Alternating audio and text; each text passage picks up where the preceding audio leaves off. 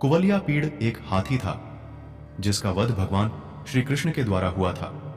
इस हाथी को मथुरा के राजा कंस ने कृष्ण और बलराम को मार डालने के लिए विशेष रूप से प्रशिक्षित करवाया था, किंतु कंस अपने इस षड्यंत्र में सफल नहीं हो सका और कुवलयापीड़ का कृष्ण द्वारा संहार कर दिया गया।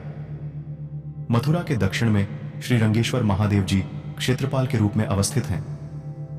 कंस ने श्री कृष्ण और बलराम को मारने का षड्यंत्र कर इस तीर्थ स्थान पर एक रंगशाला का निर्माण करवाया।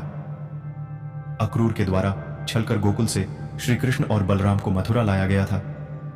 श्री कृष्ण और बलराम नगर भ्रमण के बहाने ग्वाल वालों के साथ लोगों से पूछते पूछते इस रंगशाला में प्रविष्ट हुए। रंगशाला बहुत ही सुंदर सजाई गई थी। सुंदर सुंदर तोरण द्वार पुष्पों से सुसज्जित थे। सामने भगवान शिव का विशाल धनुष रखा गया था। मुख्य प्रवेश द्वार पर मतवाला कुवलयापीड़ हाथी झूमते हुए बस संकेत पाने की प्रतीक्षा कर रहा था।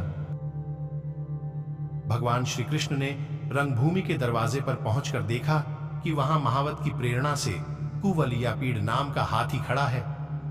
तब भगवान श्री कृष्ण ने अपनी कमर कस ली और घूंघराली अलकें अमेट ली तथा मेघ के समान गंभीर वाणी से महावत को ललकार कर कहा, महावत, ओ महावत, हम दोनों को रास्ता दे दे, हमारे मार्ग से हट जा। अरे सुनता नहीं, देर मत कर, नहीं तो मैं हाथी के साथ अभी तुझे यमराज के घर पहुंचाता हूं। भगवान श्री कृष्ण ने महावत को जब इस प्रकार धमकाया तब वह क्रोध से तिलमिला उठा और उसने काल, मृत्यु तथा यमराज के समान अत्यंत भयंकर कुवलयापीड़ को अंकुश की मार से क्रुद्ध करके श्री कृष्ण की ओर बढ़ाया। कुवलयापीड़ ने भगवान की ओर झपटकर उन्हें बड़ी तेजी से सूंड में लपेट लिया, परंतु भगवान सूंड से बाहर सरक आए और उसे एक घूंसा जमाकर उसके पैरों के बीच में जा छिपे।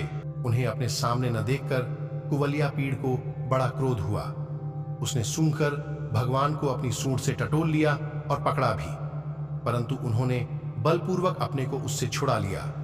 इसके बाद भगवान उस बलवान हाथी की पूंछ पकड़कर खेल खेल में ही उसे 100 हाथ तक पीछे घसीट लाए।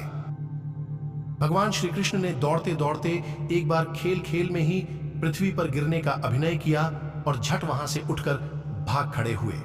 उस समय वह हाथी क्रोध से जल भुन रहा था। उसने समझा कि वे गिर पड़े और बड़े जोर से दोनों दांत धरती पर मारे। जब कुवलयापीड़ का यह आक्रमण व्यर्थ हो गया तब वह और भी चिढ़ गया। महावतों की प्रेरणा से वह क्रुद्ध होकर भगवान श्री कृष्ण पर टूट पड़ा। भगवान मधुसूदन ने जब उसे अपनी ओर झपटते देखा तब उसके पास चले गए और अपने एक ही हाथ से उसकी सूंड पकड़कर उसे धरती पर पटक दिया। उसके गिर जाने पर भगवान ने सिंह के समान खेल ही खेल में उसे पैरों से दबाकर उसके दांत उखाड़ लिए और उन्हीं से हाथी और महावतों का काम तमाम कर दिया। परीक्षित, मरे हुए हाथी को छोड़कर भगवान श्री कृष्ण ने हाथ में उसके दांत लिए लिए ही रंगभूमि में प्रवेश किया। उस समय उनकी शोभा देखने ही योग्य थी। उनके कंधे पर हाथी का दांत रखा हुआ था, शरीर रक्त और मद की बूंदों से सुशोभित था और मुख कमल पर पसीने की बूंदें झलक रही थीं।